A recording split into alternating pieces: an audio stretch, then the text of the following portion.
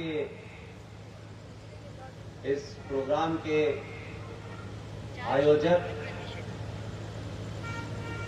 हिंदू राष्ट्र शक्ति के संस्थापक जनाब कैप्टन सिकंदर रिजवी साहब, राष्ट्रीय अध्यक्ष जनाब मृत्युंजय जी साहब, आपके शहर की सब्सक्राइब कर रखा है भाई सर। एक बहुत ही तेज तर्रार शब्दों का जाल, शब्दों की माला रो करके देश को कथा सुनाने वाली इस हिंदू राष्ट्र शक्ति की उपाध्यक्ष सुश्री बेला पारिक जी, मंच पर बैठे हम सबके प्रेरणा स्रोत परम पूज्य गुरु महाराज योगेश्वर जी, मेरे छोटे भाई विष्णु शंकर जैन जी, हिंदू राष्ट्र शक्ति के देश भर से आए अलग अलग राज्यों के पदाधिकारी, हर हर महादेव। अभी महाराज जी ने एक बात कही है। महाराज जी ने कहा संख्या को लेकर, मैं मानता हूं कि ये जो संख्या है यही असली संख्या है।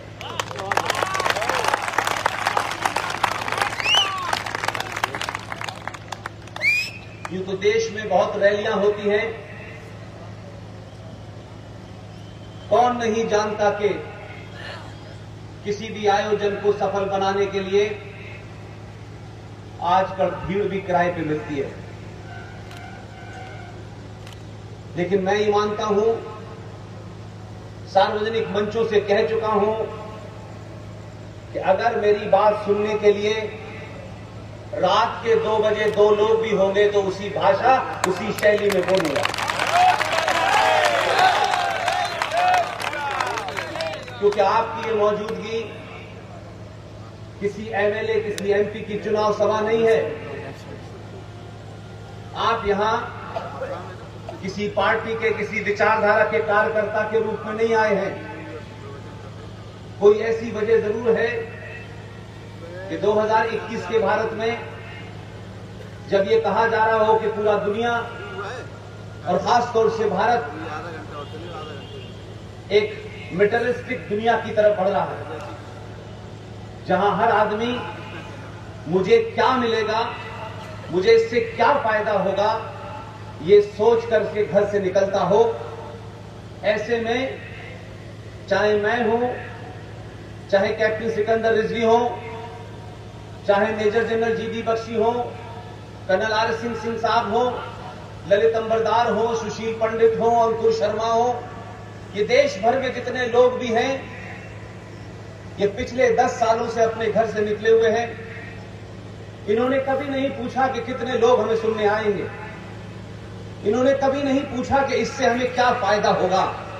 और मैं ये मानता हूं कि जो कुछ भी हम कर रहे हैं, हम किसी पे एहसान नहीं कर रहे।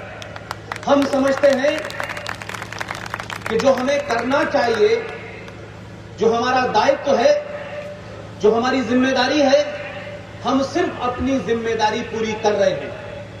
हम ये भी नहीं जानते कि सब कुछ जिन मुद्दों को देश भर में उठाया जा रहा है, अलग अलग मंचों से उठाया जा रहा है, ये सब कुछ हमारे सामने ही पूर्ण होंगे, इसकी भी हमें कोई गलतफहमी नहीं है। मैं मानता हूं कि हम न 1947 में थे, न 1950 में थे, न 1960 में थे, लेकिन हमसे पहले भी हजारों हजारों लोग, जिनको हम अलग अलग नामों से जानते हैं, उन्होंने भी बहुत सारे कार्य ये जानते हुए कि जो कुछ भी वो कर रहे हैं उसका लाभ उनको अपने जीवन में नहीं मिलेगा। बहुत सारे कंप्रोमाइजेस उन्होंने किए, उन हालातों में किए, लेकिन आज जब हम उनका विश्लेषण करते हैं, उनकी समीक्षा करते हैं, तब कभी कभी ऐसा एहसास होता है कि उस वक्त भी उन तमाम सारे लोगों ने अपनी जिम्मेदारी को भविष्य के लिए कैसे तय करके जाना है, उस व्यवस्था में से, उन हालात में से, उन संकट के दिनों में से एक ऐसे ऐसे कार्य करके गए कि जिन लोगों ने पार्लियामेंट के अंदर भारत के पहले प्रधानमंत्री के दबाव में, क्योंकि उनका कहना था कि वो अंतर्राष्ट्रीय दबाव में है, मैं नहीं जानता कि इसके अलावा कौन कौन से दबाव में वो रहे, उन्होंने देश को एक जघन्य अपराध किया और अपने जीते जी आजाद भारत में 1950 में संविधान बनने के बाद एक और जघन्य अपराध किया। लेकिन जहां अपराधी होते हैं वहां ऐसे लोग भी होते हैं कि उनके अपराध को ये राष्ट्र और देश लंबे समय तक बर्दाश्त न करे, इसका इलाज भी वो करके गए। आज संचार क्रांति है, दुनिया में इंफॉर्मेशन का दौर है, सेकंडों में आप दुनिया से जुड़ सकते हैं, अपनी बात कह सकते हैं। ये बात इन संचार माध्यमों से दुनिया के किसी कोने में जा सकती है।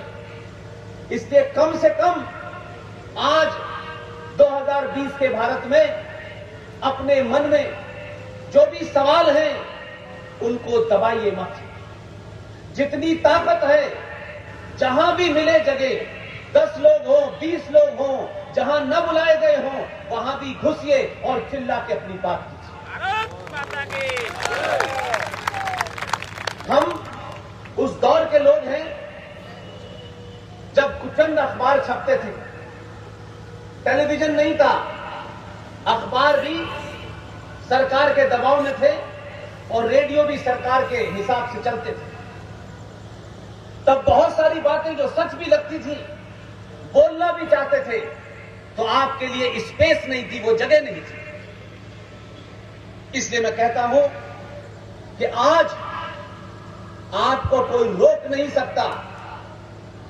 इसलिए आप ये मान के चलें कि आने वाली पीढ़ियां आपको माफ नहीं करेंगी, वो ये जरूर आपसे पूछेंगी, और हो सकता है आप ना हो। जैसे मैं आज गांधी जी से सवाल पूछता हूं, नेहरू जी से सवाल पूछता हूं, लेकिन उनके वंशज हैं। लेकिन आपके आने वाली पीढ़ी जब आपके सामने सवाल रखेगी, तो आप ये नहीं कह सकते कि हमें पता नहीं था, हमें इसकी जानकारी नहीं थी।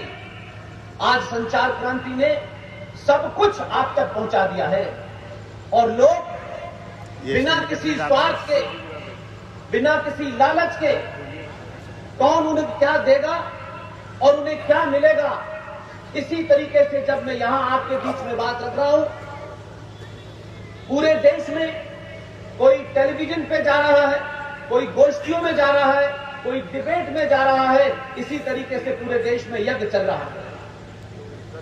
लिहाजा मैं ये मानता हूं कि धारा 370 नेहरू जी के दबाव में जब ये हुआ कि इसके कुछ अंतर्राष्ट्रीय डायमेंशंस हैं, आप इसको पास करा दीजिएगा। लेकिन वो ये जानते थे कि इसका भरपूर विरोध है। लेकिन उन्होंने क्या किया कि 370 लेने के लिए दुनिया का सबसे बड़ा गद्दार, जो जवाहरलाल नेहरू का लंबा दोस्त था, उस दोस्ती के बावजूद भी उसने क्या गद्दारी की कि शेख अब्दुल्ला को 12 साल तक जेल में रखा गद्दारी के जुर्म में। जब वो दिल्ली आए और नेहरू जी से कहा कि हमें धारा 370 चाहिए, तो नेहरू जी ने उनको अंबेडकर के पास भेज दिया। अंबेडकर जी ने उनकी पूरी कथा सुनी और सुनने के बाद उनसे पूछा कि आप चाहते क्या हैं। तो उन्होंने कहा कि हमें ये स्पेशल दर्जा चाहिए, हम चाहते हैं जम्मू कश्मीर में प्रधानमंत्री होगा, हम चाहते हैं जम्मू कश्मीर की असेंबली का टाइम 6 साल होगा, हम चाहते हैं भारत की संसद लागू न हो, हम चाहते हैं भारत की सुप्रीम कोर्ट जम्मू कश्मीर में लागू न हो। ये तमाम सारी बातें बताने के बाद अंबेडकर ने एक लाइन में एक ही सवाल पूछा, ये सब के बदले में भारत को आप क्या देंगे? उस शेख अब्दुल्ला ने कहा, हमारी देने की कोई हैसियत नहीं है, B.R. अम्बेडकर ने कहा, मैं सब कुछ कर सकता हूं, धारा 300 देकर के मैं देश के साथ गद्दारी नहीं कर सकता। उसका नतीजा यह हुआ कि वो ये समझ गए थे कि इसका क्या हाल होने वाला है। लिहाजा पटेल साहब की ड्यूटी लगाई और कहा, मैं विदेशी दौरे पर जा रहा हूं, आपको संसद में धारा 370 पास करानी है। और ये कोई तथ्य मेरे पास नहीं है, सब कुछ अवेलेबल है। आज के दौर में कुछ भी छुपा हुआ नहीं है और इंफॉर्मेशन की कीमत बहुत सस्ती है। पंडित जी चले गए विदेश यात्रा, और जिस काम को ये सौंप के गए उनका नाम था सरदार वल्लभ भाई पटेल। सरदार वल्लभ भाई पटेल ने कहा,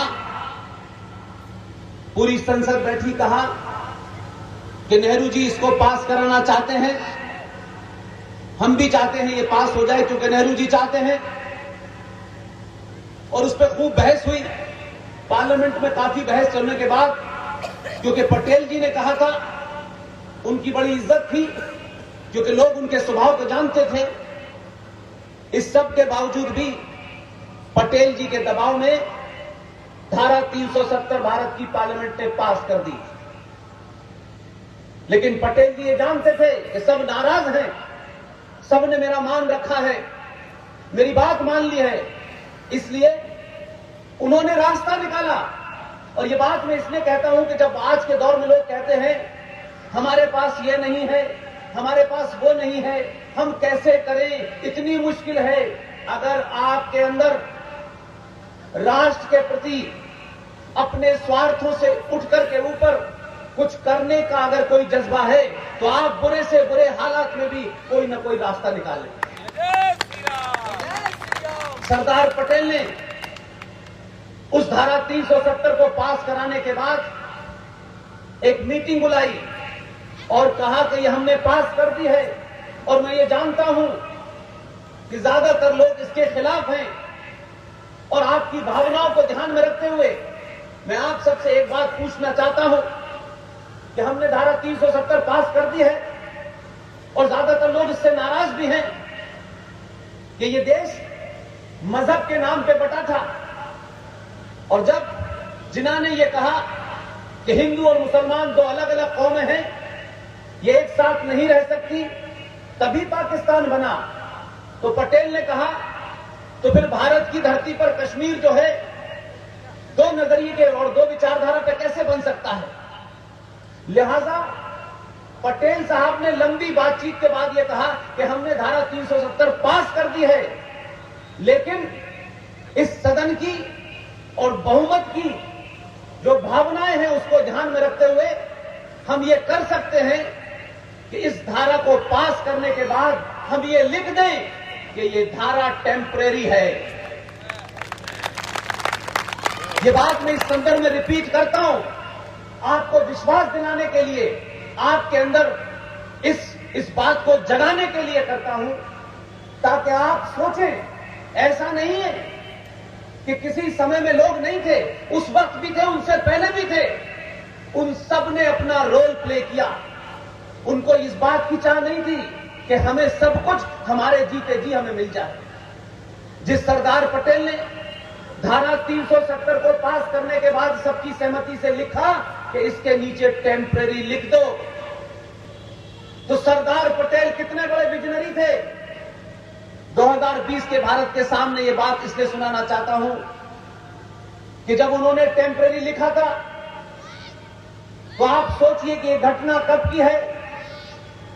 उनको नहीं पता था कि जिस धरती से मैं आता हूं उसी धरती से दो लोग आएंगे और इस टेम्परेरी को परमानेंटली हटा देंगे।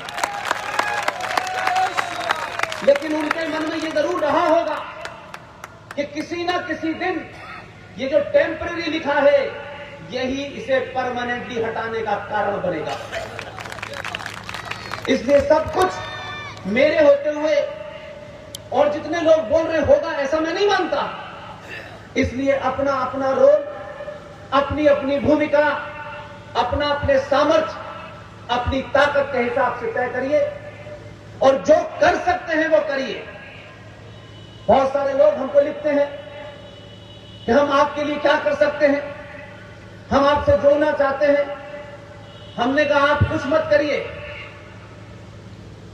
आप चिल्ला सकते हैं तो चिल्लाइए, लिख सकते हैं तो लिखिए, बोल सकते हैं तो बोलिए। और आपको लगता है मैं तीनों काम करने में असमर्थ हूं तो देश भर में जो लोग चिल्ला रहे हैं उनके साथ खड़े हो जाए। ये यकायक नहीं हुआ है। मैं ये मानता हूं, आप सब जानते हैं मेरी पैदाइश कहां हुई है, आप सब जानते हैं मैंने जीवन के 20 साल कैसे गुजारे हैं। इसलिए मैं मानता हूं, मेरा यकीन है, मेरा अकीदा है, मेरा कंप्लीट विश्वास हो गया है इस पे कि ये जो कुछ भी मैं कर रहा हूं, मेरे साथ जितने भी लोग कर रहे हैं, हमारी कोई न औकात है न हमारा कोई इतना बड़ा सामर्थ्य है कि हम इतने बड़े राष्ट्र को जगाएं। कोई शक्ति है जिसके कारण हम बोल रहे हैं। ये शक्ति हमसे करवा रही है, हम उसको सिर्फ ईमानदारी से कर देना चाहते हैं। हम नहीं चाहते कि हमारे सामने जीते जी सब कुछ होगा।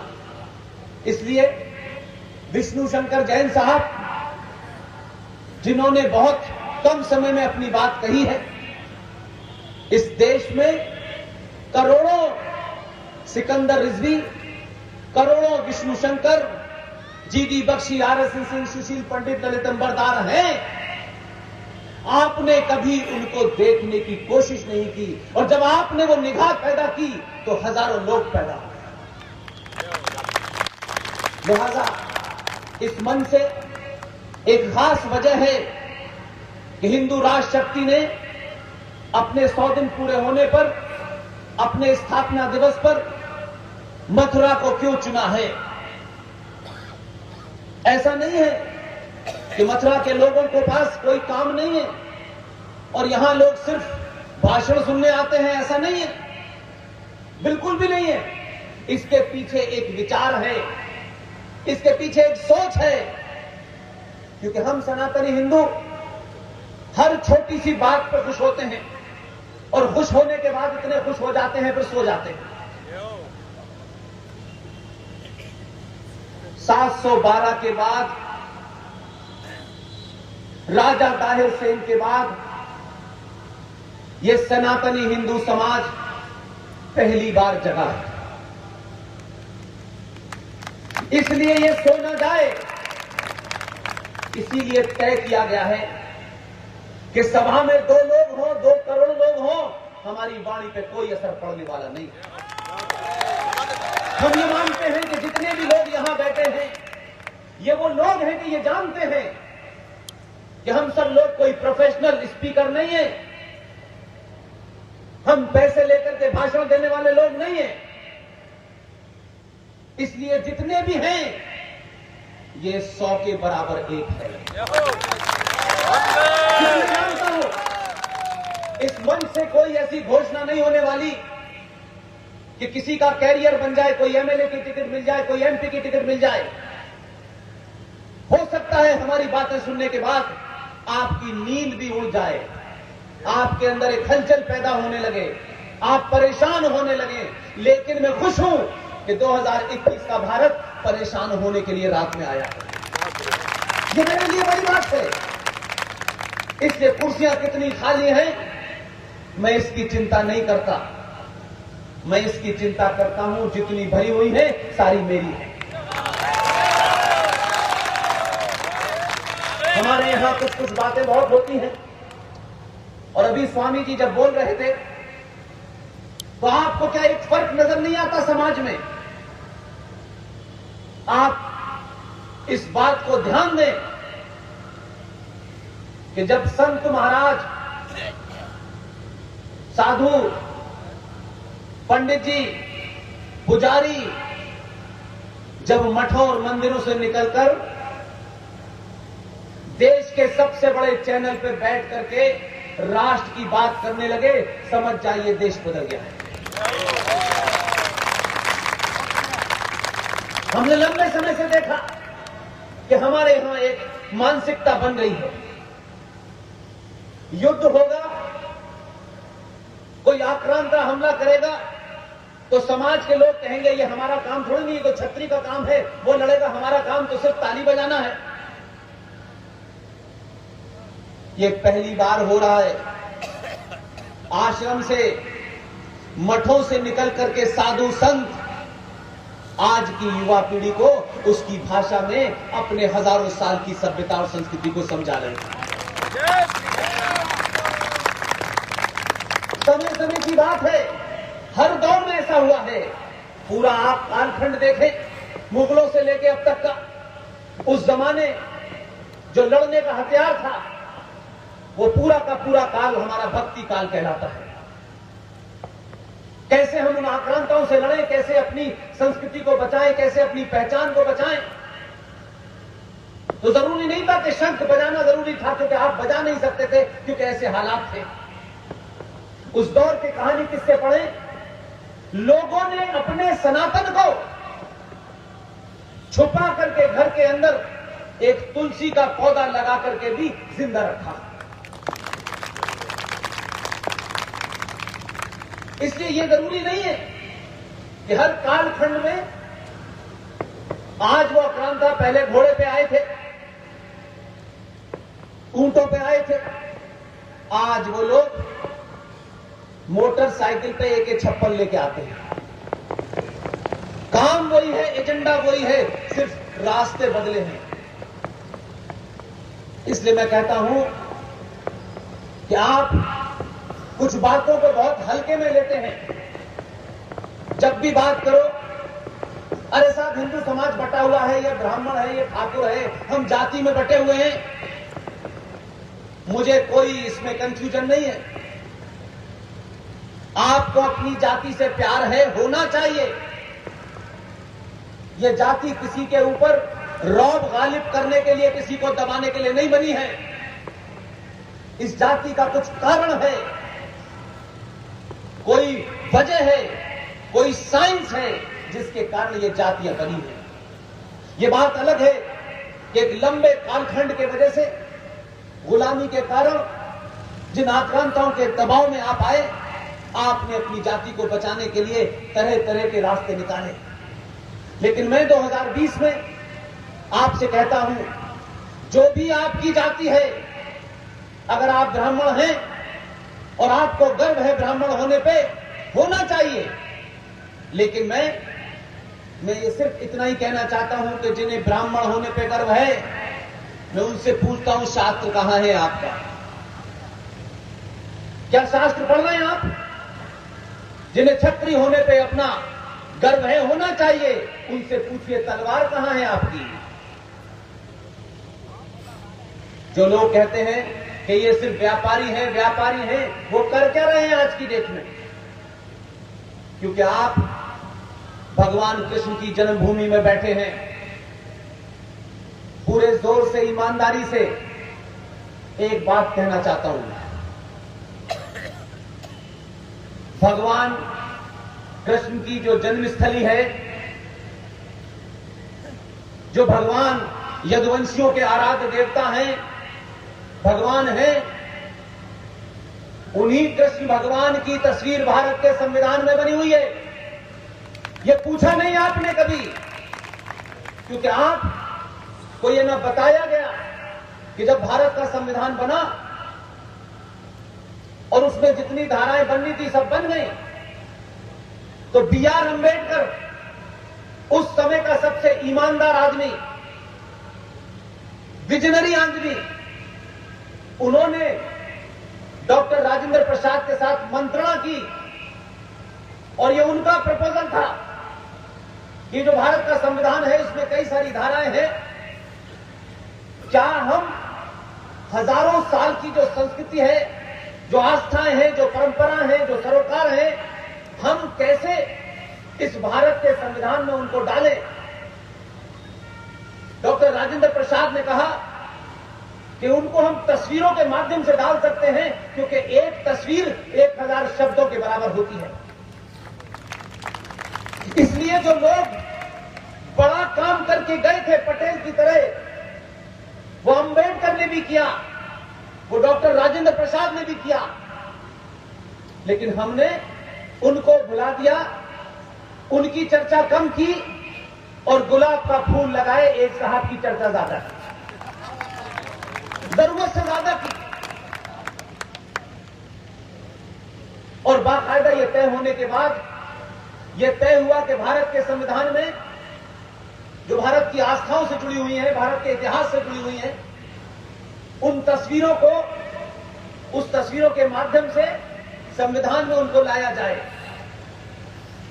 नंदलाल बोस बंगाल में शांति निकेतन के अंदर एक बेहतरीन आर्टिस्ट थे, उनको बुलाया गया और उनसे कहा गया कि आप इस संविधान के अंदर जो जगह खाली है, अलग अलग जगह पर जो वहां लिखा हुआ है, उसका महत्व समझते हुए आप इसमें कुछ चित्र बनाइए, स्केचेस बनाइए। 40 चित्र बनाए गए। खुद अंबेडकर, राज और डॉक्टर राजेंद्र प्रसाद और जितने भी उनके साथ में लोग थे, कुल मिलाकर 22 चित्रों का सिलेक्शन किया गया और कहा कि इन्हें भारत के संविधान में डाल दिया जाए। पेज नंबर 3, ओरिजिनल संविधान का पेज नंबर 3 पर यह बात इस आज के दौर में ज्यादा जरूरी है, क्योंकि आप जब कोई बात कहते हैं तो लंबे समय से आपकी पीढ़ियों को जो घुट्टी पिलाई गई है उसमें यही कहा गया है, सच मत बोलो। लिहाजा किसी ने बताया नहीं। पेज नंबर 3 पर भारत के ओरिजिनल संविधान में नंदी की तस्वीर बनी हुई है और उसमें जो पहला शब्द है उसमें लिखा है नेम स्टेट एंड टेरिटरीज, यानी भारत के जो राज्य और यूनियन टेरिटरी है, केंद्र शासित प्रदेश है, उनको क्या कहेंगे? उसमें लिखा है India that is Bharat. Page number 5 पर श्रीलंका से विजय प्राप्त करके अपनी पत्नी को रावण के चुंगल से छुड़ा करके भगवान राम और सीता और लक्ष्मण की तस्वीर बनी हुई है। उसमें श्री कृष्ण की तस्वीर है, महावीर जी की तस्वीर है, सुभाष चंद्र बोस की तस्वीर है, उसमें छत्रपति महाराज शिवाजी की तस्वीर है। जरा आप सोचिए, क्या आपके संविधान में यह सब होता तो क्या आज उस संविधान को जब आपके बच्चे देखते तो उस संविधान को देखते देखते उन्हें हजारों साल की अपनी परंपरा, अपनी संस्कृति पे, अपने सरोकारों पे गर्व होता कि नहीं होता? लेकिन किसके कहने से जब वो 22 चित्र आ गए, उसकी ओरिजिनल कॉपी भारत के पार्लियामेंट के अंदर हीलियम गैस में रखी है, उसकी रेप्लिका छपाई जाती है, मेरे पास भी वो कॉपी है और उसमें वो तमाम सारे चित्र हैं। अगर वो चित्र समेत कॉपी होती और भारत का राष्ट्रपति, भारत का चीफ जस्टिस अगर उसी संविधान पे हाथ रख के शपथ लेता तो सुप्रीम कोर्ट के अंदर ये काले कोट पहनने वाले जब उस पे शपथ लेते तो शपथ लेने के बाद ये नहीं कहते कि भगवान राम काल्पनिक हैं, क्योंकि भगवान राम उसमें जीवित थे। इसलिए एक जघन्य अपराध नहीं हुआ है, हजारों जघन्य अपराध हुए हैं। इसलिए मैं सिर्फ इतनी बात आपसे कहना चाहता हूं कि अगर जाति का घमंड है, होना चाहिए। जाति इसलिए नहीं बनी है कि दूसरे के ऊपर कोई आपको जुल्म ज्यादती करनी चाहिए। मैं इस देश के यदुवंशियों से, जिन्हें हम यादव के नाम से जानते हैं, मैं उनसे आह्वान करना चाहता हूं, पूछना चाहता हूं, आप यादव हैं, आप भगवान कृष्ण को मानने वाले हैं, आप भगवान कृष्ण की तमाम गाय को चराने वाले लोग हैं, आपके आराध्य देवता हैं, तो यादवों ये बताओ, तुम भगवान कृष्ण के वंशज हो या मुलायम सिंह या लालू यादव के हो? ये तय करो कि तुम किसके वंशज हो। और अगर तुम भगवान राम कृष्ण के वंशज हो तो फिर ये बताओ कि तुम्हारी भैंस आजम खां कैसे ले गया?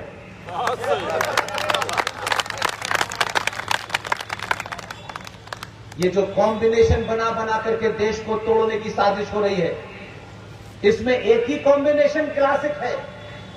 वो सबके साथ जिसके साथ चिपकता है वही सेकुलर हो जाता है। वो माई कॉम्बिनेशन में यादव के साथ चिपकता है तो समाजवादी पार्टी सेकुलर हो जाती है। वो आरजेडी के साथ चिपकता है तो आरजेडी सेकुलर हो जाती है। देश में 28 सेकुलर पार्टियां हैं और सेकुलरिज्म का सिर्फ एकमात्र चिन्ह है छोटे भाई का पजामा बड़े भाई का कुर्ता। ये जिसके साथ खड़े होते हैं वही सेकुलर होता है। और इस सेकुलरिज्म की परिभाषा क्या है कि हम आपको मारें, आपके बच्चों को उठा ले जाएं, आपकी बहन बेटी की इज्जत लूटें और आप हमको रोकें तो आप कम न लें। और ये हम करते रहें तो देखो ये सेकुलरिज्म है, भाईचारा है। 70 सालों का इतिहास पढ़ें, पास से राजनीति को देखें कि आज बदला क्या है। लोग कहते हैं ये बदल गया वो बदल गया, मैं कहता हूं कुछ नहीं बदला। एक ही चीज बदली है, भारतीय राजनीति में जितने सालों से मैं सुन रहा हूं, देख रहा हूं, 5 लोकसभा के इलेक्शन कवर कर चुका हूं, बार बार एक ही बात देखता था। हर चुनाव के अंदर कोई यादव हो जाता था, कोई ठाकुर हो जाता था, कोई बनिया, कोई अगड़ा, पिछड़ा, दलित।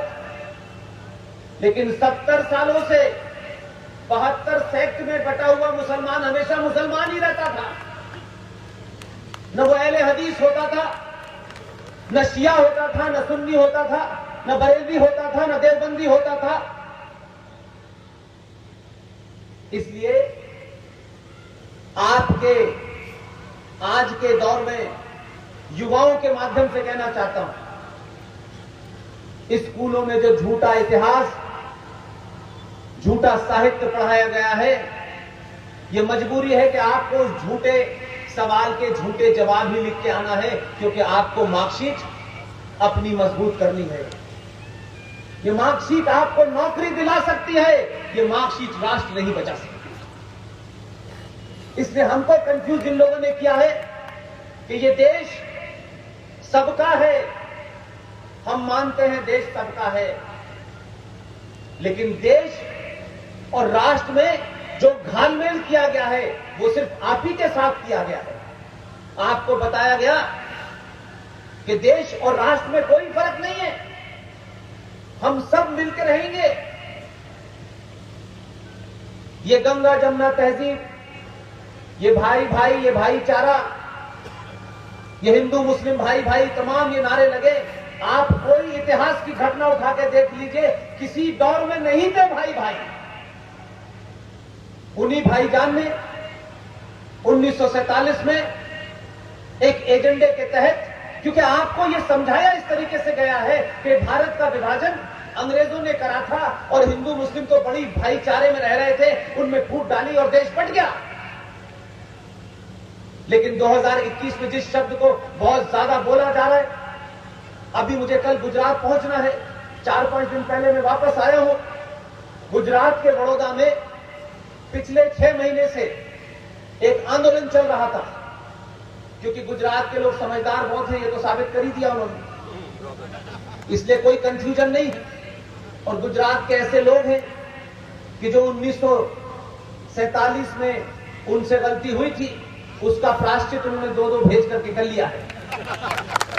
इसलिए वहां 6 महीने से एक मुहिम चल रही थी कि वहां हो ये रहा था कि कमाल के लोग हैं, सोसाइटी है करोड़ों की, उसमें कोई एक मुसलमान जाके मकान लेता है और मकान लेने के बाद फिर वो जो करता है, धीरे धीरे धीरे धीरे वहां हालात ऐसे कर देता है कि जो ओरिजिनल रहने वाले लोग थे उनको छोड़ के जाना पड़ता है। बाकायदा इस पे विचार हुआ, संपन्न लोगों ने विचार किया, पढ़े लिखे लोगों ने विचार किया और इस पे कानून बनाया। और वो कानून दिल्ली तक पहुंचा और दिल्ली के बाद राष्ट्रपति के पास पहुंचा।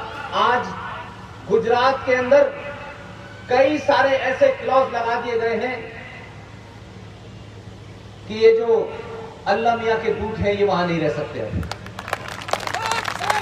वहां लैंड जिहाद के नाम से चिल्लाया गया लेकिन अगर आपको यह बताया गया होता कि भारत का विभाजन अंबेडकर के शब्दों में, मैं अपने शब्द में नहीं कह रहा, अंबेडकर ने अपनी किताब पाकिस्तान और पार्टीशन ऑफ इंडिया में पेज नंबर 375 और 374 पर लिखा है, साफ साफ लिखा है कि भारत का विभाजन मजहब के नाम पे हुआ था। अगर भारत में एक भी मुसलमान है तो यह विभाजन कंप्लीट नहीं है। यह कहने की हिम्मत नहीं है।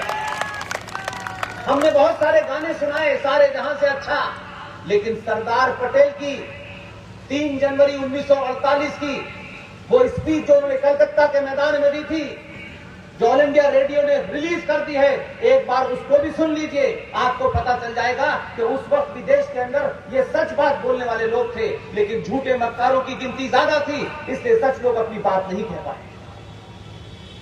एक नैरेटिव गलत नहीं बनाए, ऐसे बने हैं कि आपकी जनरेशन दर जनरेशन उसमें कंफ्यूज हो गई। आज समय है कि आज साधु संत महाराज जी के मुंह से जब मैं शब्द नैरेटिव सुन रहा था, इतिहास की बात सुन रहा था, अब रामायण पढ़ने का समय समाप्त हो गया है। राष्ट्र को बचाने के लिए गीता पढ़नी है। और आपको बताता हूं, आप अपने अंदर कैसी कैसी आपने हीन भावनाएं पाल रखी है। आपके बीच में आज भी सरदार पटेल की तरह बहुत सारे लोग काम करके खामोशी से चले गए। राज्यसभा की सीट नहीं मांगी, गवर्नरी नहीं मांगी उन्होंने, न किसी से कहा। लेकिन जब समाज अपने हीरोज को, उन योद्धाओं को सार्वजनिक मंचों से उनकी तारीफ नहीं करता, तो मुझे लगता है कि समाज में योद्धा बनने की हिम्मत कम होने लगती है। हम कुछ नहीं कर सकते कि जिन्होंने बड़े काम किए हैं और हमारे बीच में जीवित हैं, कम से कम हम उनका गुणगान तो करें, ताकि आने वाली जनरेशन इस बात से खुश होंगी कि जो अच्छा काम करते हैं समाज उनके पीछे भी उनको बड़ी बात कहता है। 2007 में उत्तर प्रदेश में इलाहाबाद हाई कोर्ट में एक जज साहब खामोशी से अपना काम कर रहे थे, न कभी मीडिया में आए, न टेलीविजन पे आए। मुझे जिस दिन से पता चला, मेरे घर से 40-50 किलोमीटर दूर रहते हैं और मैं दिल्ली में बड़ा कम रह पाता हूं। जब भी मौका मिलता है मैं सिर्फ उनके पैर छूने जाता हूं। सार्वजनिक मंचों से मैंने कहा कि कोई मंच ऐसा नहीं होगा जहां ये बात मैं रिपीट न करूं। और ये इसलिए नहीं कि वो खुश होंगे, वो उम्र के उस मोड़ पे पहुंच चुके हैं कि ना उन्हें खुश होने का कोई सुख है न कोई गम है। 2007 में इसी मथुरा के अंदर 2 बंगाली भाइयों के बीच में एक छोटे से श्री कृष्ण भगवान के मंदिर पे झगड़ा हुआ। दोनों भाई मंदिर पे झगड़ रहे थे, मामला लोअर कोर्ट से हाई कोर्ट चला गया। और इत्तेफाक की बात है, मैंने कहा कि समय समय पे लोग अपनी मर्जी से नहीं, हम भी अपनी मर्जी से मथुरा में नहीं है और ना अपनी मर्जी से धरती पे आए हैं, और जब तक उसकी मर्जी नहीं होगी इस धरती से जाएंगे नहीं। आप सोचिए कि छोटा सा मुकदमा होता हुआ हाई कोर्ट पहुंच गया और हाई कोर्ट में उनकी अदालत पे पहुंच गया, पूरा मुकदमा सुना। और मुकदमा सुनते सुनते जब भगवान कृष्ण का जिक्र आया तो गीता का जिक्र आया, और फिर गीता पर उन्होंने एक लंबी फिलॉसफी दी, और आखिर में उन दोनों भाइयों के बीच में मंदिर का फैसला तो छोटी से कारण था। उस लंबी बहस के बाद उन्होंने कहा कि 712 से लेकर के इस आजाद भारत की अंतिम लड़ाई तक गीता का महत्वपूर्ण रोल रहा है। और इन सब बातों को कहते हुए उन्होंने जो फैसला दिया वो आपको शायद नहीं इसलिए पता कि हम कभी कभी बहुत सारी बातों से इसलिए अनभिज्ञ रहते हैं कि हमें लगता है इसमें हमें फायदा क्या है, इसलिए हमने वो रास्ता चुना कि जिसमें हमें नहीं फायदा उसी में हमें अपना फायदा नजर आता है। और फैसले के बाद जब उन्होंने ये कहा कि गीता भारत का राष्ट्रीय ग्रंथ है और फैसला दिया, लिख के चले गए। लेकिन इत्तेफाक से 2007 में इस उत्तर प्रदेश में कृष्ण के मानने वालों की सरकार थी, लेकिन वो कृष्ण के वंशज नहीं थे, वो मुलायम सिंह के वंशज थे। इसलिए इस फैसले की कहीं चर्चा नहीं हुई। लेकिन इस देश में एक राज्य है मध्य प्रदेश। मध्य प्रदेश की बहनें यहां आई हुई हैं, बड़ी ताकत में आई हुई हैं। जब भी मैं मध्य प्रदेश के किसी जिले में जाता हूं, पूरी ताकत से आते हैं। अब एयरपोर्ट वाले पूछने लगे हैं, ये मसला क्या है, ये लोग आपको हर बार माला पहनाने क्यों आते हैं? मैंने कहा देखते रहिए, पूरे देश में हर एयरपोर्ट पे किसी न किसी को मालाएं पहनाई जा रही है। मध्य प्रदेश में जबलपुर हाई कोर्ट की जो बेंच है, उन्होंने बिना देर किए हुए जबलपुर हाई कोर्ट की बेंच में जस्टिस अजीत सिंह और जस्टिस संजय यादव ने उस मुकदमे को अपने यहां लिया और किसी से कहा इस पे पिटीशन डाल के चैलेंज करो। चैलेंज हुई। फादर जिसने कभी शादी नहीं की, सफेद कपड़ों में एक फादर पहुंचा, परेशान था, साथ में उनको भी ले गया टोपी वालों को, और कहा कि नहीं नहीं ये कैसे हो सकता है, गीता राष्ट्रीय ग्रंथ कैसे हो सकती है, तो हिंदुओं की किताब है। लंबी बहस की चुनौती दी दोनों जजों ने। 2 महीने के बाद उन्होंने कहा कि हमने इसे पढ़ लिया, हमें इसमें हिंदू कोई शब्द नजर नहीं आ रहा, और उसके बाद उन्होंने उस फैसले को दिया कि गीता राष्ट्रीय ग्रंथ है। लेकिन इत्तेफाक से वहां एक सरकार थी जो थोड़ी बहुत हिंदूवादी थी।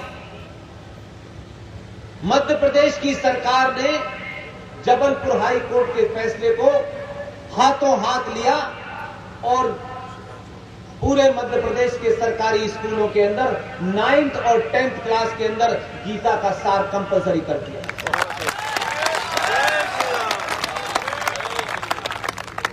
इसलिए उत्तर प्रदेश वालों, आपकी जिम्मेदारी ज्यादा थी।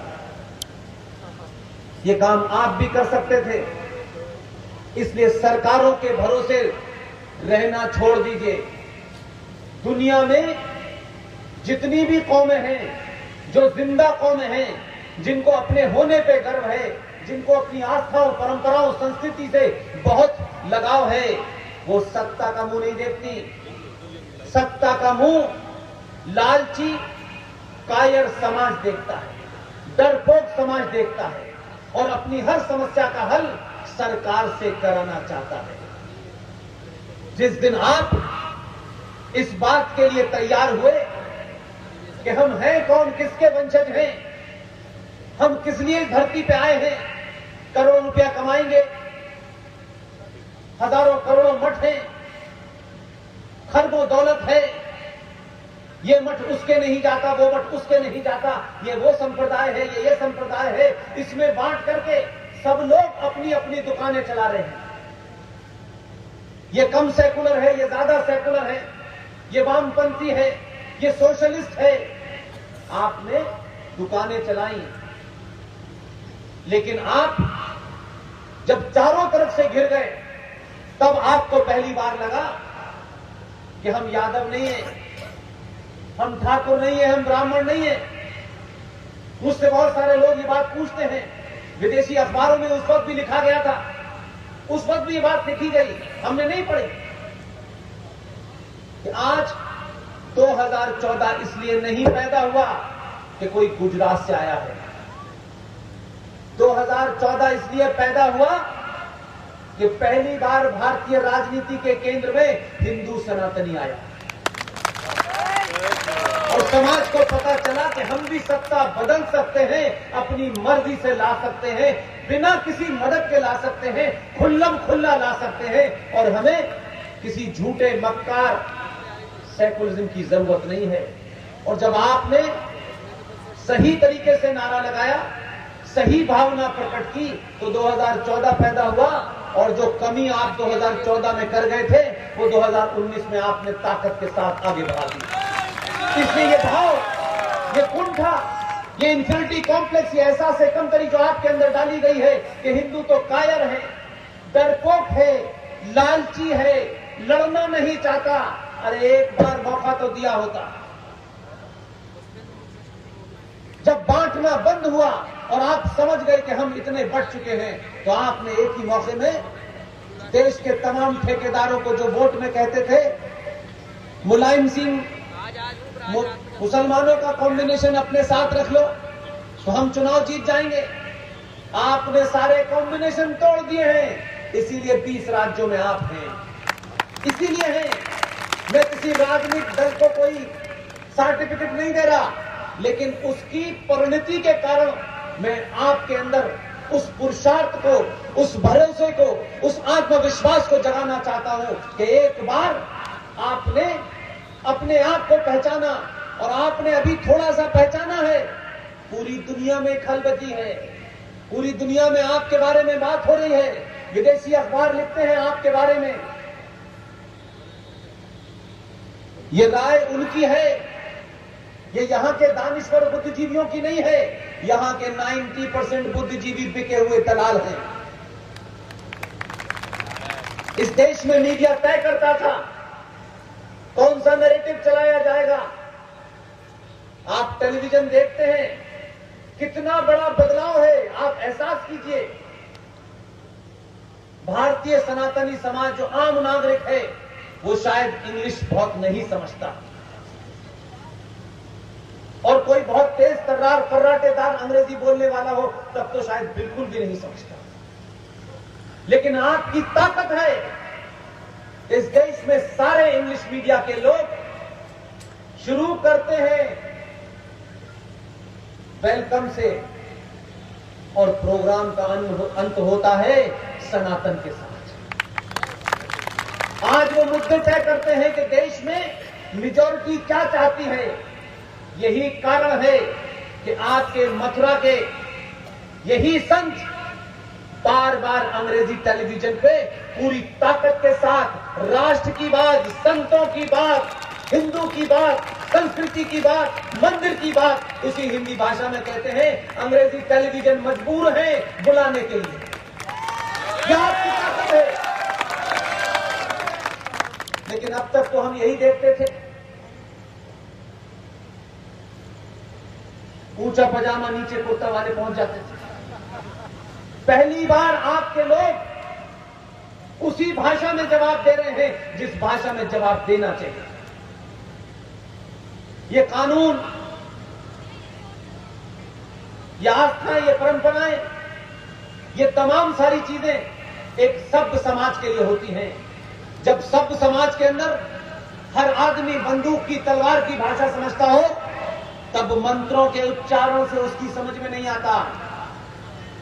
आपको लगता है हम बहुत आदर्शवादी हैं, हमारे सरोकार ऐसे हैं, इसलिए हम गाली नहीं देंगे। गाली अच्छी से अच्छी आनी चाहिए, लेकिन सही समय पे देनी चाहिए। कोई गलत बात नहीं है। इसलिए आप ये मत कहिए कि 2021 में AK-47 का मुकाबला आप हजारों साल पुराने हथियार से करेंगे। अगर आज आपको अपनी संस्कृति, अपने राष्ट्र से, अपने सरोकारों से, अपनी आस्थाओं से प्रेम है, तो आपको अपना हथियार बदलना पड़ेगा। कोई चिंता मत कीजिए। ये मत समझिए कि ये जो जीवन है आपका, यह आपकी मर्जी से चल रहा है। यह गलतफहमी निकाल दीजिए। सुबह से लेकर शाम तक इस जुगाड़ में उस जुगाड़ में अपना जीवन व्यर्थ मत कीजिए। मैं भी 25-26 साल की नौकरी छोड़ के आया हूं। मुझे पता नहीं था कि उसके बाद मैं ये सब करूंगा, और आप रात के 11 बजे मुझे सुनेंगे। यह गलतफहमी नहीं थी मुझे। लेकिन आज मैं समझता हूं, जो भी कुछ अर्जित किया, मान सम्मान, उससे करोड़ों गुना उस वक्त मिला है जब ना मुझे कोई तनख्वाह मिलती है, न कोई पैसा मिलता है। इसमें कोई संतुष्टि है।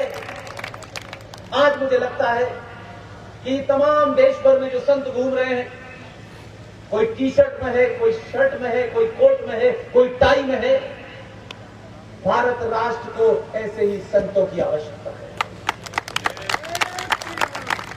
दूसरी बात मुझे आपसे कहनी है, विष्णु जी ने भगवान श्री कृष्ण जन्मभूमि के बारे में बताया। मैं बार बार एक बात रिपीट करता हूं, आप मेरी बात को थोड़ी देर के लिए 2 बार सोचिए, थोड़ी देर के लिए सोचिए कि ये जो हम हर बार किसी एक को ढूंढते हैं, ये 2 गुजरात से आ गए, एक गोरखपुर से आ गया, हम खुश हो गए, हमने ताली बजाई और हमने कहा कि सारा हमारा दुख और दर्द यही सब ठीक करेंगे। देश और राष्ट्र में जिस दिन फर्क समझ जाएंगे, ये जो समाज है 100 करोड़ सनातनी हिंदुओं का, ये अपनी समस्या का समाधान खुद ढूंढेगा। इसलिए देश एक जमीन का टुकड़ा होता है, उस जमीन के टुकड़े को बचाने के लिए, उसकी रक्षा करने के लिए सेनाएं होती हैं, उसको चलाने के लिए एक सरकार होती है, न्यायपालिका होती है, पुलिस होती है। ये देश के इंस्ट्रूमेंट है, इंस्टीट्यूशंस है, संस्थान है। कैसे चलेगा? संविधान से चलेगा। लेकिन राष्ट्र आस्थाओं से, परंपराओं से, सरोकारों से, आपकी संस्कृति से चलता है। राष्ट्र को समाज चलाता है और देश को सरकार चलाती है। इन दोनों का फर्क समझिए। हम अपनी लड़ाई नहीं लड़ना चाहते। हम चाहते हैं कि सत्ता में जिन्हें हमने वोट दिया है, वो रात के 11 बजे आपका दरवाजा खटखटाए, गृह मंत्री हो, ये पूछे कि सब ठीक ठाक है, मैं जाऊं। आपकी ख्वाहिश ये है, ये नहीं होता है। आपको लड़ाई लड़नी पड़ेगी। विष्णु शंकर जैन किसी सरकार के नुमाइंदे नहीं है, किसी संगठन के नुमाइंदे नहीं है। और कमाल की बात देखिए, इनसे पूछा तक नहीं गया, इनके बुजुर्गों तक से नहीं पूछा गया। 1993 में न सिखों से पूछा, न बौद्धों से पूछा, न ईसाइयों से पूछा, न पारसियों से पूछा। राजनीतिक सत्ता ने अपने स्वार्थ के लिए 5 पंथों को यकायक इस देश में अल्पसंख्यक घोषित कर दिया। सत्ताओं ने वोट बैंक के लिए आपको लीगली ऑफिशियली बांट दिया। लेकिन फिर भी ये विष्णु शंकर सिर्फ इसलिए यहां नहीं बैठे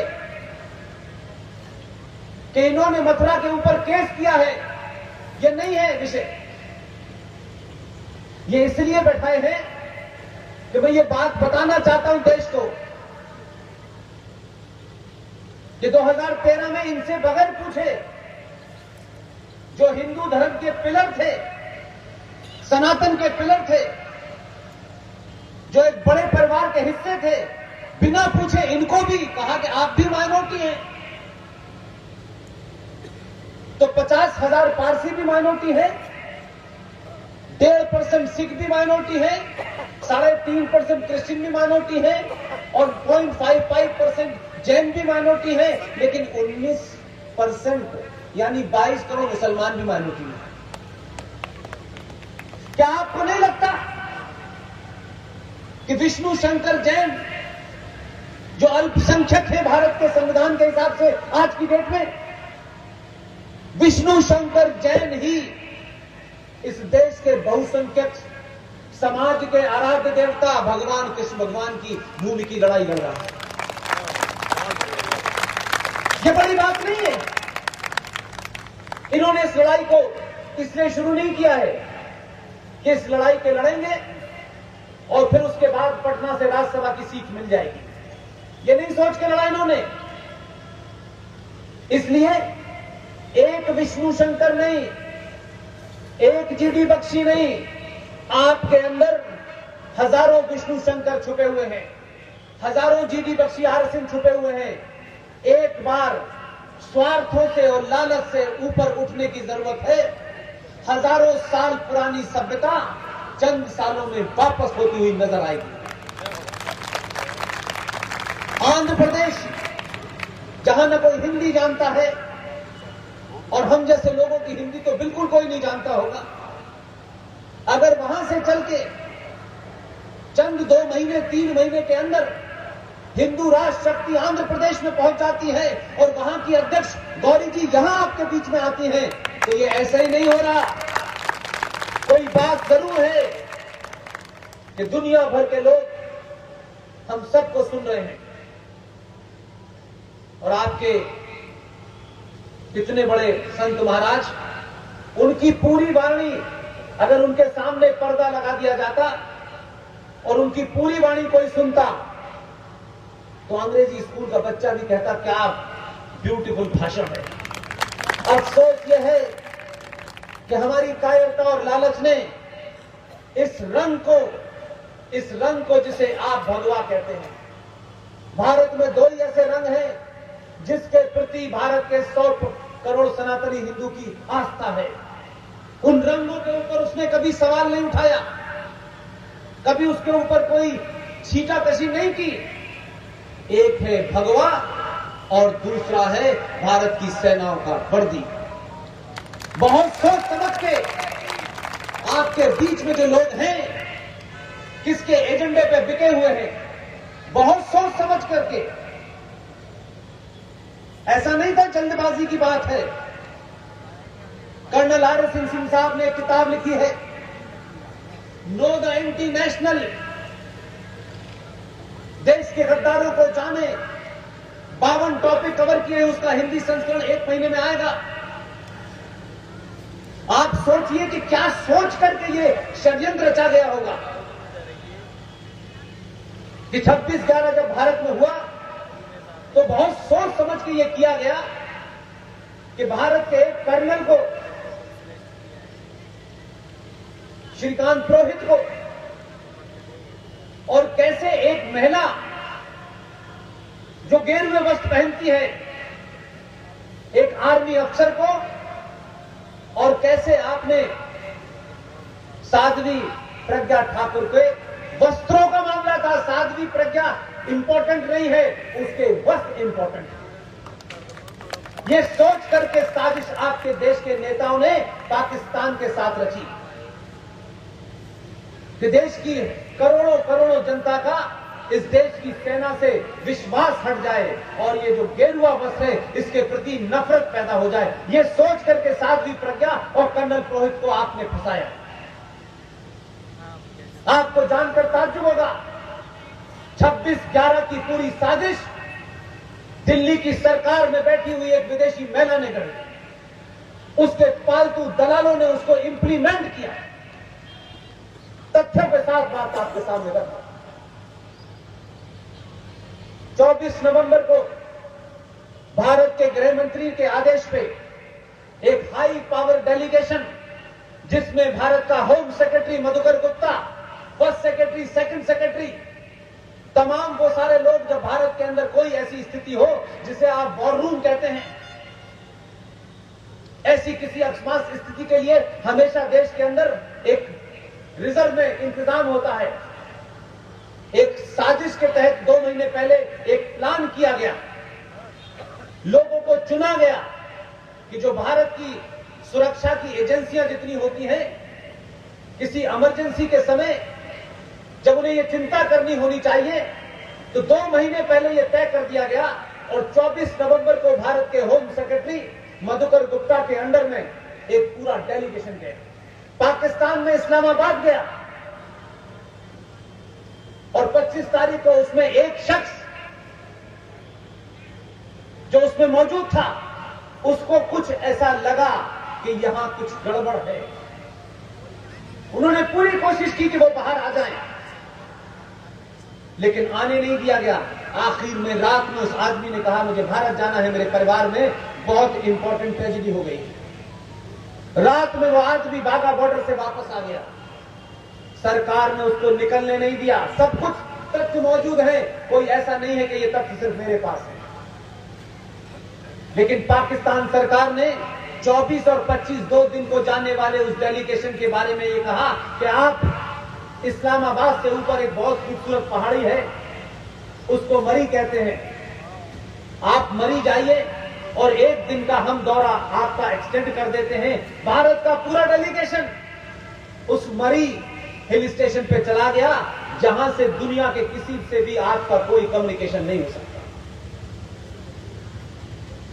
जिस वक्त भारत में मुंबई में हमला हुआ, उस दिन मैं दिल्ली में पाकिस्तान के विदेश मंत्री एक प्रेस क्लब में महिलाओं के में बैठे हुए थे।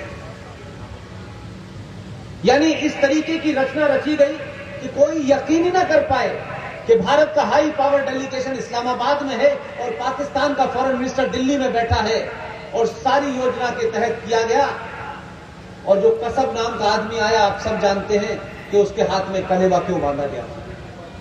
अगर तुकाराम 40 गोलियां खा करके अगर उसे न पकड़ता तो यकीन मानिए कि उसके मारने के बाद उसको साबित कर दिया जाता कि यह हिंदू था। इसलिए आपको ज्यादा जागरूक रहना है, आपकी ज्यादा जिम्मेदारी है, क्योंकि आप गिनती में हैं, क्योंकि ये राष्ट्र आपका पहले है, बाद में किसी का है। जो ज्यादा होता है उसकी जिम्मेदारी ज्यादा होती है। इसलिए सच बोलिए, सच का सामना कीजिए, किसी से डरिए मत। 1400 साल पहले जो लोग अपने प्रॉफिट मोहम्मद के सगे नहीं हुए, वो आपके साथ भाईचारा निभाने की बात कर रहे हैं। जिन्होंने प्रॉफिट मोहम्मद के दामाद अली का कत्ल किया, उनकी बेटी बीबी फातिमा का कत्ल किया, उनके बच्चों का कत्ल किया, क्या करबला के मैदान में रामलाल और श्यामलाल गए थे? क्या आरएसएस और बीजेपी के लोग गए थे मारने के लिए? जो मोहम्मद के सगे नहीं हुए, उनके दामाद के सगे नहीं हुए, उनकी बेटी के सगे नहीं हुए, नवासों के सगे नहीं हुए, वो आपसे कह रहे हैं हम आपके भाई भाई हैं। किस गलतफहमी का शिकार हैं आप? जो आपसे भाई भाई कहते हैं, मैं सिकंदर रिजवी साहब से पूछता हूं बार बार, अगर आप के जो साथी हैं, जो सुन्नी हैं, जो वहाबी हैं, जो कत्ल गारत में यकीन रखते हैं, वो इनसे कभी नहीं पूछते कि इस देश के शिया ये बताएं कि ये मुहर्रम क्यों मनाते हैं, मुहर्रम में क्या ऐसी बात कहते हैं? क्या देश को तोड़ने की बात कहते हैं, हिंदुओं को गाली देते हैं? नहीं, ये पूरा मुहर्रम का महीना अफसोस और दुख का और शोक का महीना होता है। ये अली को याद करते हैं, ये बीबी फातिमा को याद करते हैं, ये उनके नवासों को याद करते हैं, और जिन्होंने उन्हें मारा है उनके बारे में पूरी बात कहते हैं। आप गलतफहमी के शिकार मत होइए। पूरी दुनिया में 1400 साल में इस कौम ने एक सुई नहीं बनाई, एक सुई नहीं बनाई, लेकिन दावा है कि हमारे 57 मुल्क हैं। उन जाहिलों को जब तक हमने बताया नहीं था कि तुम्हारे पैर के नीचे तेल है, तब तक तेल मालिश ही कर रहे थे। हमारे यहां से चंदा जाता था, रिकॉर्ड उठा के देख लीजिए। 50 साल पहले जब उनको पता नहीं था कि नीचे तेल है, चंदा जाता था, पैसा आ गया तो हमें ज्ञान बता रहे हैं, अल्लाह के बारे में बता रहे हैं, मोहम्मद के बारे में बता रहे हैं। अगर इतना ही इस्लाम एक है तो ईरान इराक 11 साल किसने लड़ रहे थे? क्या बॉल ले ली थी एक दूसरे की? क्या ये 57 मुल्कों में कौन सा इस्लाम चल रहा है? कहां लिखा है?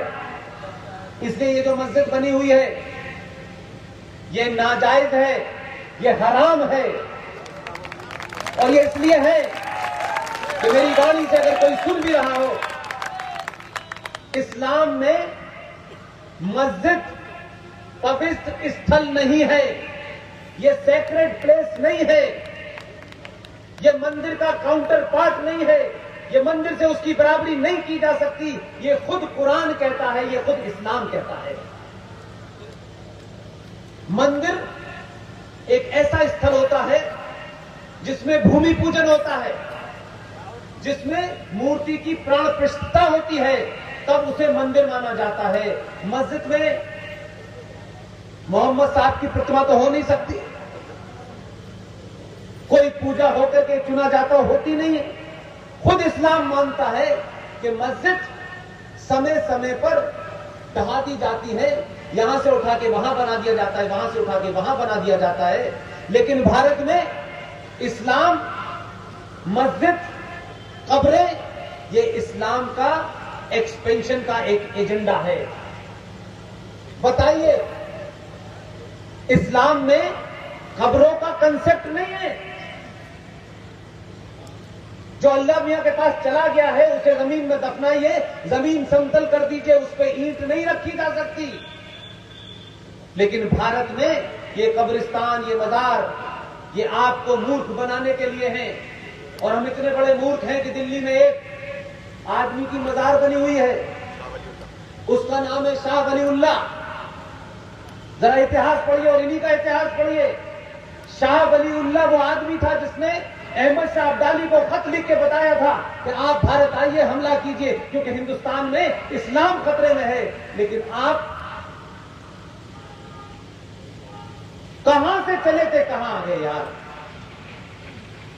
हमारे लोग शाह वलीउल्लाह की मजार पे माथा टेकते। वो शाह वलीउल्लाह आपको कुछ देगा? आप भगवान की मूर्ति लगा करके उसे जीवित करते हैं।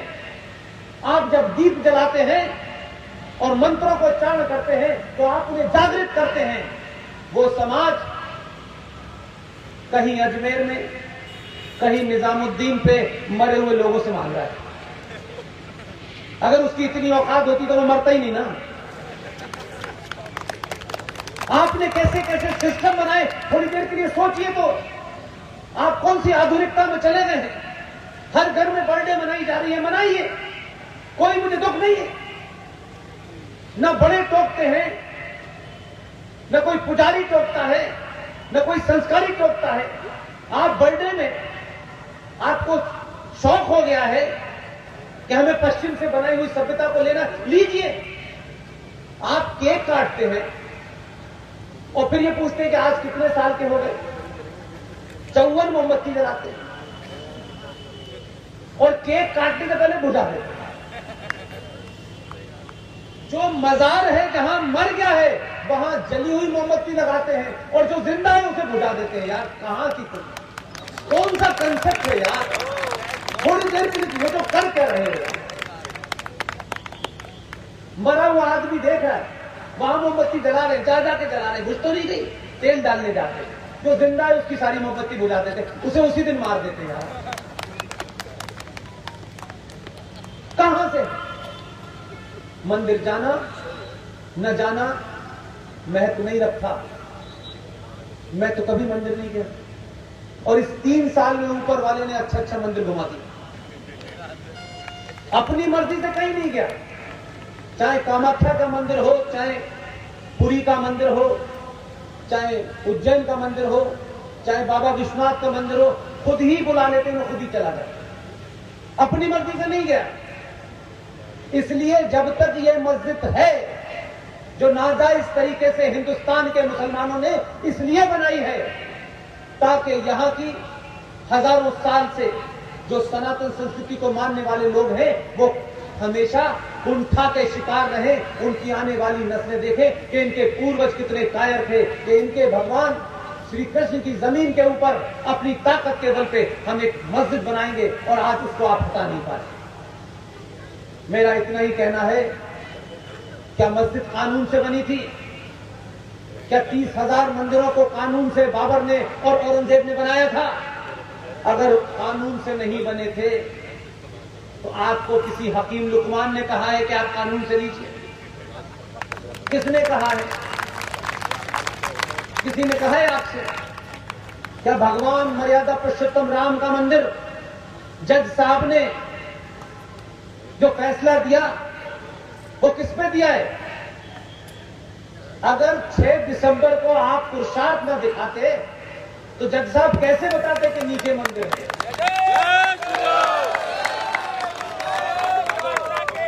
इसलिए भारत माता की चिंता कीजिए। मेरी चिंता, ये राष्ट्र खतरे में है। इस राष्ट्र के पास समय बहुत कम है। इसलिए ये रात के 1 भी बज जाएं, 2 भी बज जाएं, अगर यहां से जाने के बाद आप सिर्फ इतना ही तय कर लें कि आज के बाद जो हम हैं, जैसे भी हैं, दुनिया को तुम्हें स्वीकार हमें करना है। हम अपनी पहचान किसी के लिए नहीं बदलेंगे। आपके अंदर ये भाव पैदा करने के लिए मुझे कभी कभी कुछ रेफरेंस लेने पड़ते हैं। हम आप की दुनिया कितनी छोटी सी है, कम लोग हैं हमारी जिंदगी में। कितने लोग जानते होंगे? 150 लोग जानते होंगे। उसमें आप इतने चिंतित रहते हैं, यार मैं कैसा लगूंगा, कोई वो मुझे, मेरा दोस्त रूठ जाएगा, वो मुझे लोग दूर कर देंगे, यार मेरी ग्रुप से मुझे बाहर कर देंगे। भारत का प्रधानमंत्री शपथ लेके आया है, शपथ लेने के बाद जानता है, चुनाव जीतने के बाद नेपाल, पहले भूटान गया फिर नेपाल गया। नेपाल में जो पशुपतिनाथ का मंदिर है, उसमें एक प्रधानमंत्री के रूप में घुसा और 8 घंटे बाद एक सन्यासी की कपड़ों में बाहर निकला। पूरी दुनिया को उसने मैसेज दिया और आपको भी दिया, हम जैसे छोटे छोटे लोगों को दिया। मैं भारत का प्रधानमंत्री होकर के शपथ लेने के बाद जब इस बात की चिंता नहीं कर रहा कि लोग मेरे बारे में क्या कहेंगे, तो आप किसकी चिंता कर रहे हैं? आप किससे शर्माए हुए हैं? इसलिए मां बहनों से एक ही मेरा कहना है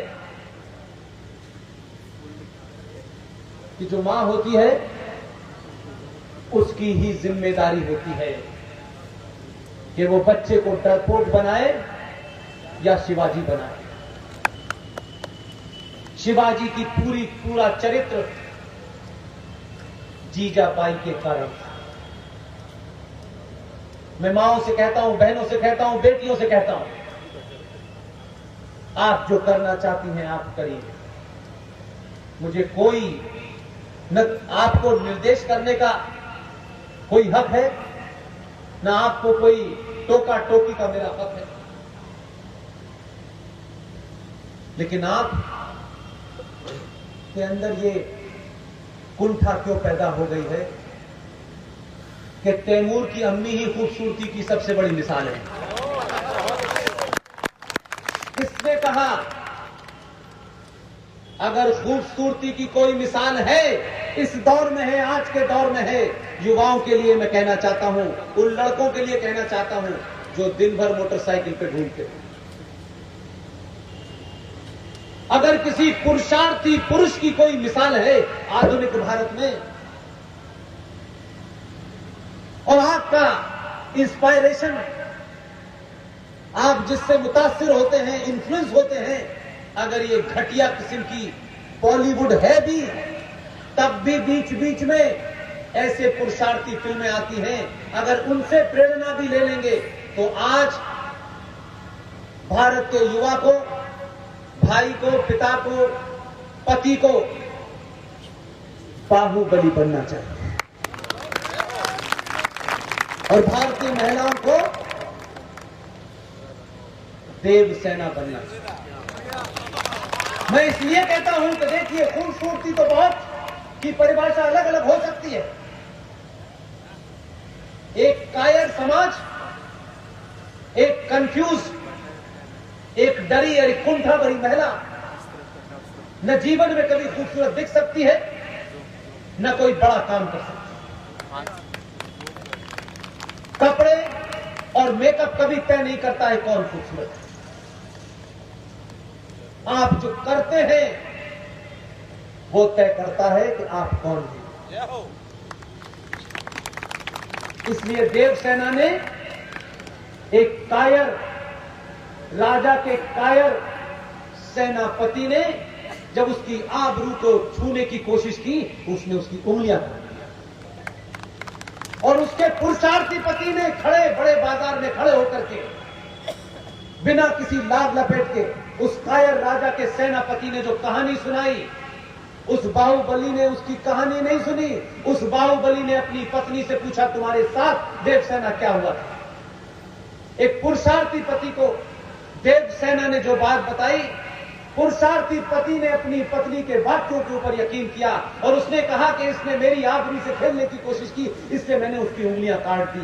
जब तक उसका शब्द पूरा होता, उस पुरुषार्थी पति ने कहा, ऐसे आदमी की उंगलियां नहीं, गर्दन काट देनी चाहिए। और ये कहते कहते गर्दन काट दी। भारतीय सनातनी हिंदू महिलाओं को अगर पति चुनना है तो बाहुबली चुने, और पत्नी चुननी है पुरुषों को तो देवसेना चुने। अपने नैरेटिव बदलिए, अभी समय है। महाराज जी 25 साल कह रहे हैं, मैं जितना नजदीक से सोच देखता हूं 15 साल से ज्यादा समय नहीं है। 15 साल से ज्यादा समय नहीं है। राजनीतिक स्वार्थों, राजनीतिक पार्टी और जिनके एजेंडे हैं, जो करोड़ों संगठन हैं, उनके पिछलग्गू बनना बंद कर दीजिए। अपने अंदर वो पुरुषार्थ पैदा कीजिए। करोड़ों लोग आपके पास आए कि आप बताइए हमको क्या करना है। ये 200 रुपए का पेट्रोल भरवा करके सुबह से शाम आप लोग जो घूम रहे हैं, सबको इस देश में सरकारी नौकरी चाहिए। नौकरी कायर मांगते हैं, नौकरी देने वाला बनना चाहिए। अगर ये देश की सरकार सब कुछ भी कर दे तो 2 करोड़ नौकरियां दे सकती है सरकार के पास, उससे ज्यादा नौकरी नहीं है। क्या कभी आपने किसी और समाज के लोगों को देखा है कि वो नौकरी के लिए चिंतित रहते हैं? आपसे बिना कुछ कहे, बिना लड़े, वो भले ही जाहिल हो, टॉपर न हो, नोबेल प्राइज न मिला हो, पीएचडी न किया हो, ये बात अलग है कि पढ़ने के बाद भी आप जहाज को उड़ाते हैं और वो जहाज उड़ा देते हैं। उसके बावजूद भी आपको पता नहीं चला। आपको सिर्फ सरकार को गाली देना है क्योंकि आपको लगता है सरकार की जिम्मेदारी है हमें पालना। जो पुरुषार्थी समाज होते हैं वो आपको पता ही नहीं लगने दिया। उन्होंने पिछले 50 साल के अंदर दुनिया की सारी सब्जी मंडी उनके कब्जे में है, फल मंडी उनके कब्जे में है, नाई की दुकान उनके कब्जे में है, प्लम्बर का काम उनके कब्जे में है। आपका आदमी बेरोजगार घूम रहा है, उसे सरकारी नौकरी चाहिए, वो कुछ और नहीं करना चाहता। ये सारा हुनर आपसे ले लिया और इस देश में हर आदमी को सब्जी खरीदनी है, हर आदमी को ना बाल कटाने हैं, हर आदमी के घर में प्लम्बर का काम होना है। आप हैं ही नहीं। करोड़ों करोड़ों लोग जिनकी बात और जिनका नारा था, आपने नारा कहा, अभी महाराज जी ने भी कहा, हम दो हमारे दो। वो गफलत में नहीं है।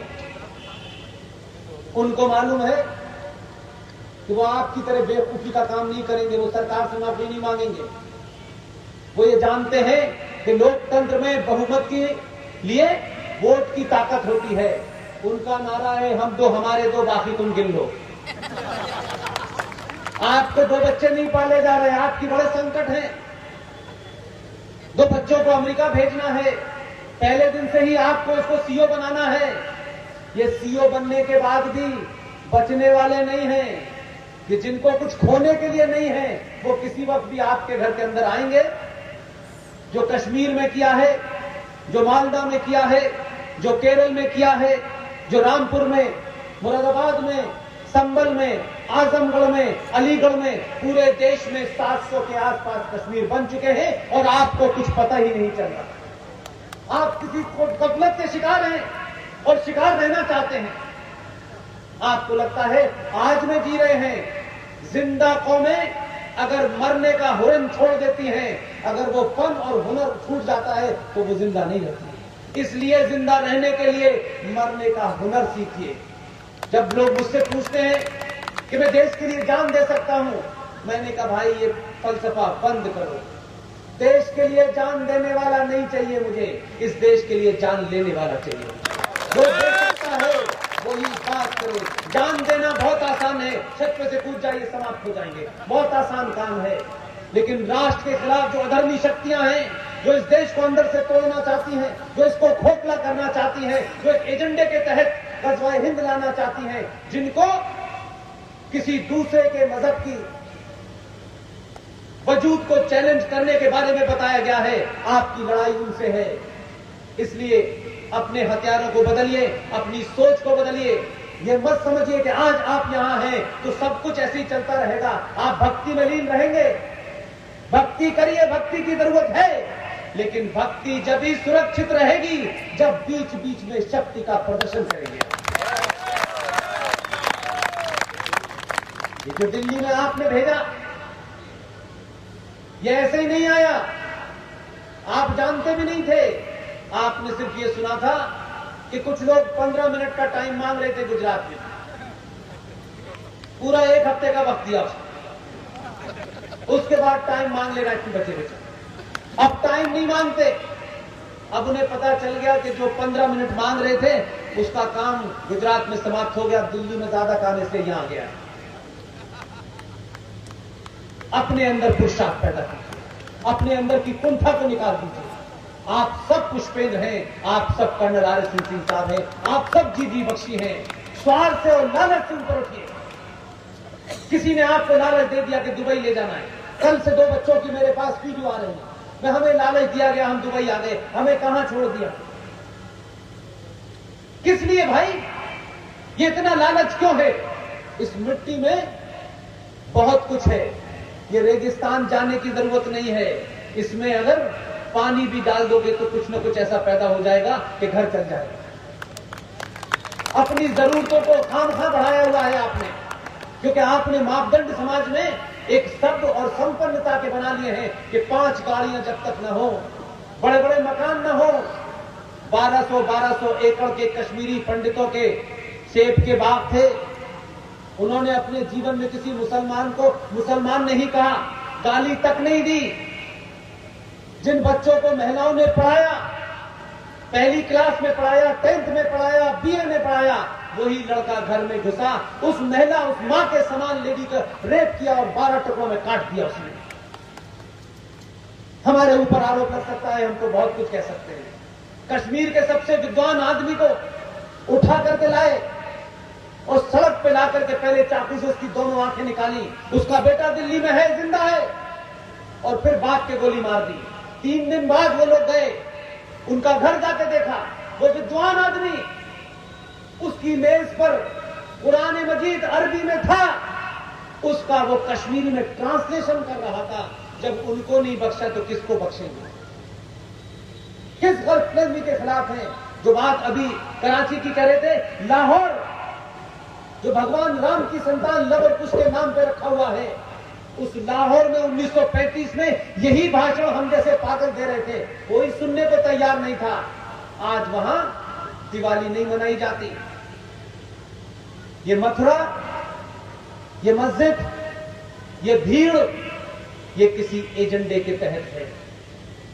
आप अपने अपने इस जाति उस जाति, मेरा तेरा, ऊपर नीचे नहीं, आप अपनी जाति की पहचान को रखिए। शादी ब्याह में जाति का इस्तेमाल कीजिए, लेकिन जब घर की चौखट से बाहर निकले सिर्फ सनातनी हिंदू के अलावा कुछ भी नहीं। यही आपकी पहचान है। हजारों साल से आप मिटते चले आ रहे हैं। अगर आप इस गफलत में रहे तो आपको फिर ये जो बार बार आपको गलतफहमी है, कुछ पागल लोग आपको ऐसे शेर दे गए हैं, आप दिन में गुनगुनाते हैं कि कुछ बात है कि हस्ती मिट्टी नहीं हमारी, दौड़े रहा है दुश्मन हमारा। ये बड़े सुनते हैं, उसको पलट लीजिए। कुछ बात है कि हस्ती मिट्टी नहीं हमारी। जाके अफगानिस्तान में देखो, कभी हुआ करती थी बस्ती तुम्हारी, मिलेगी नहीं। हिंदुस्तान में मैं जहां से आया हूं, जिस जगह से आया हूं, 12 साल उस पड़ोसी मुल्क में नौकरी की है, जिनके बीच में पैदा हुआ हूं, वहीं पे आइडिया ऑफ पाकिस्तान पैदा हुआ था। आप कल नहीं सुधरे, आज नहीं सुधरे।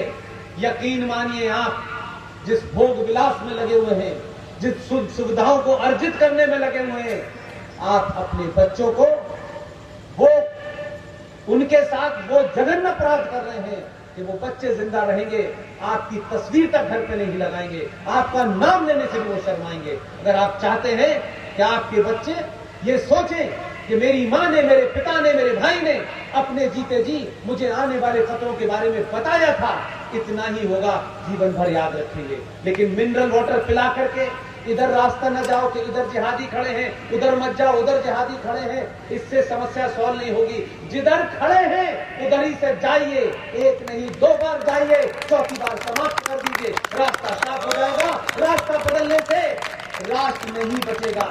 राष्ट्र बचाना है तो रास्ता मत बदलिए, रास्ते पर खड़े हुए लोगों को बदल दीजिए। बहुत बहुत धन्यवाद। Thank you very much.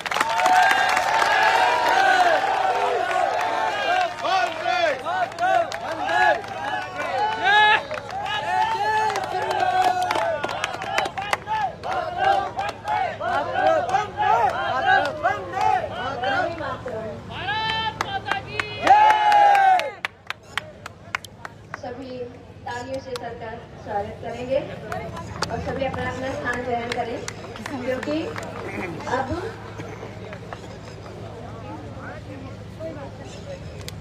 Shubham एक आपके सामने सबको एक बात बतानी थी, ये आपकी मर्जी के ऊपर है। स्वतंत्र वीर सावरकर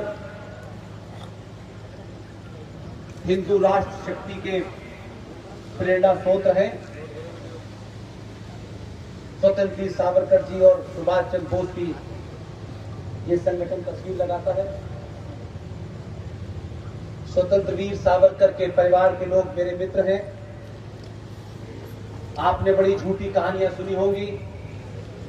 जब भी कोई कहानी आपको स्वतंत्र वीर सावरकर के बारे में सुनाए कि उन्होंने अंग्रेजों से माफी मांगी थी, तो आप उनसे एक सवाल पूछिए कि अगर जो लोग भी ये कहते हैं कि उन्होंने माफी मांगी थी, पहले तो वो माफीनामा दिखाएं, और अगर माफी मांगी थी तो भारत सरकार के मंत्री स्वर्गीय जगजीवन राम साहब जब बॉम्बे के अंदर स्वतंत्र वीर सावरकर स्मारक बन रहा था तो उसमें भारत सरकार की तरफ से किस लिए गए थे?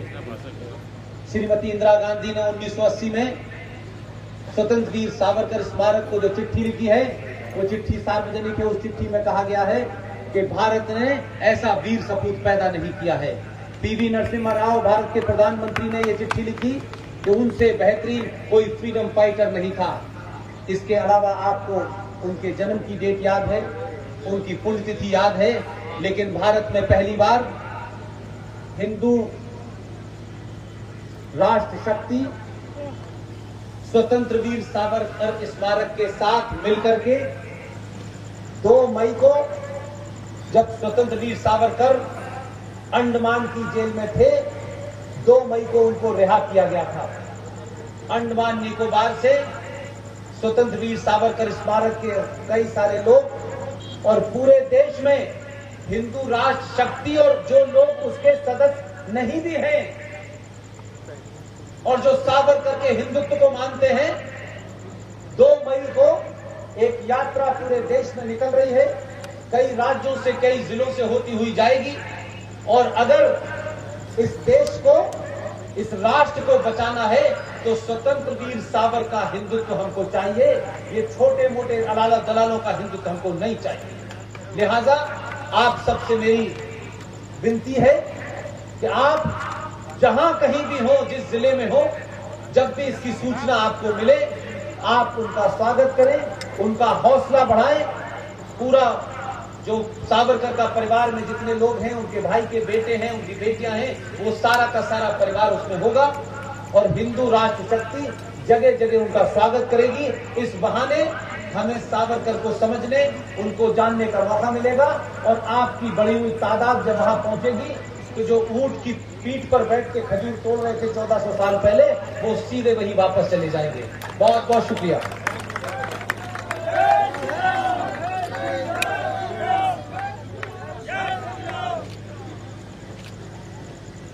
हमारे राष्ट्रीय अध्यक्ष मृत्युंजय भैया अभी आप सब लोगों से कुछ कहना चाहते हैं।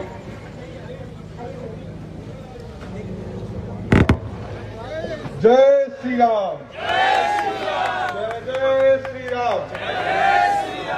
सर्वप्रथम अपने हिंदू राष्ट्र शक्ति के सभी सदस्यों से आग्रह करेंगे